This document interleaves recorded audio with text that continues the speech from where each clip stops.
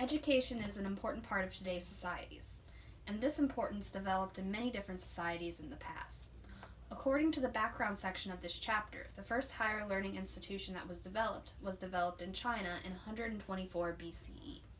According to Chapter 12, The Well-Educated Man, students and scholars in China, Paris, and Timbuktu, the three main educational societies that help develop our current education systems are Timbuktu, Paris, and China.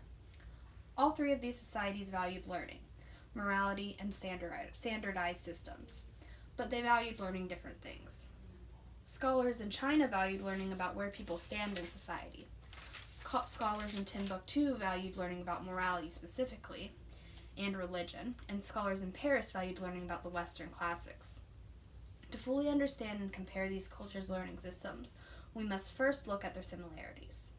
The similarities between these scholarly systems are important because the scholarly systems of today are based off of these ancient schools.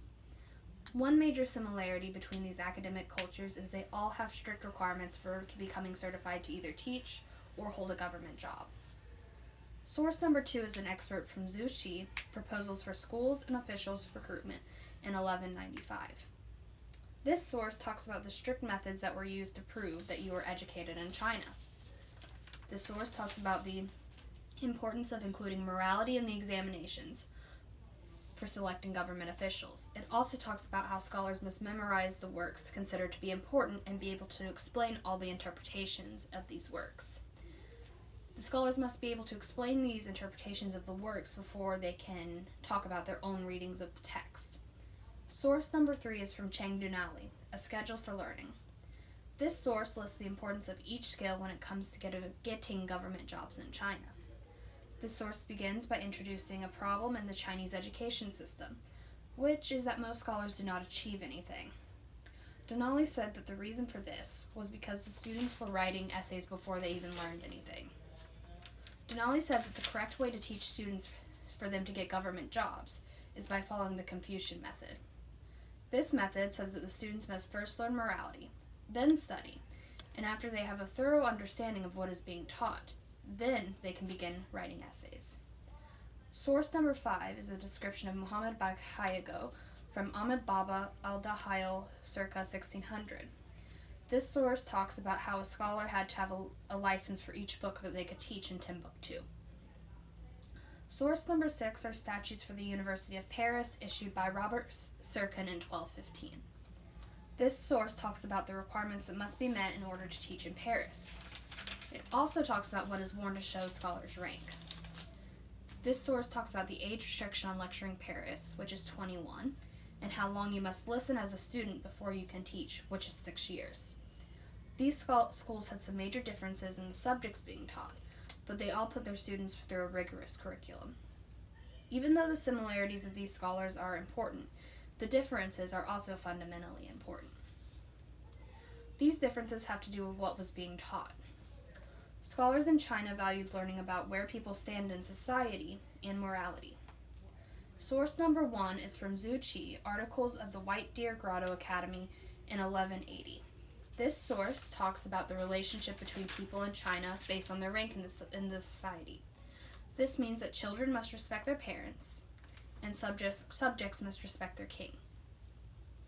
It also talks about doing what is morally right according to Confucius and personal responsibility. Source number 2 is from Zhu Qi, Proposals for School and Official Recruitment.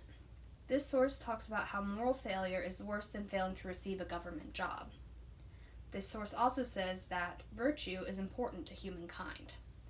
This shows that education was extremely valued, but was worthless if you were morally bereft. The importance of morality is shown in all the sources on China.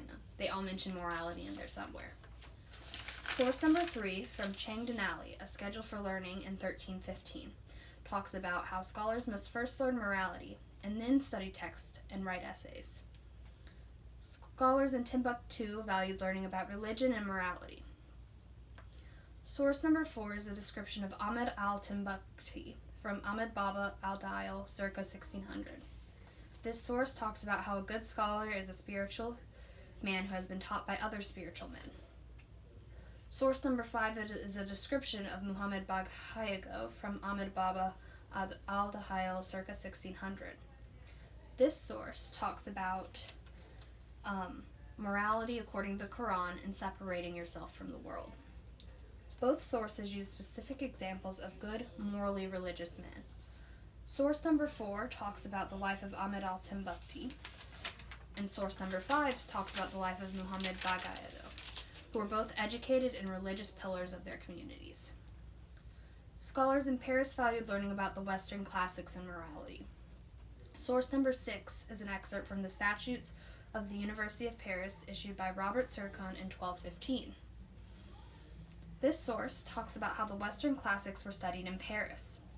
The Western classic pieces and writers like Plato and Aristotle were deemed important because they talked about logic and came from Greece, which is the democratic society that all other democratic societies were based off of. A lot of Parisian culture and Western culture in general was also based off of the Greek system. Source number 7 are the rules for licensing a student to teach at the University of Paris. This source talks about how the licensure process followed the Christian calendar. This shows that Christianity was the main religion in this region, and therefore where the sense of morality in Paris and the Paris institutions came from. All of these societies valued learning and morality. A sense of morality comes from different places, though. Chinese morality came from a sense of responsibility to your society and your superiors. Morality in Timbuktu came from the Quran, and morality in Paris came from the Bible. They also put emphasis on different aspects of education. The main purpose of all of these scholarly systems is to better their societies and the individuals in their society. This push for understanding and betterment of the society is something that is still seen as an important part of education today. Thank you.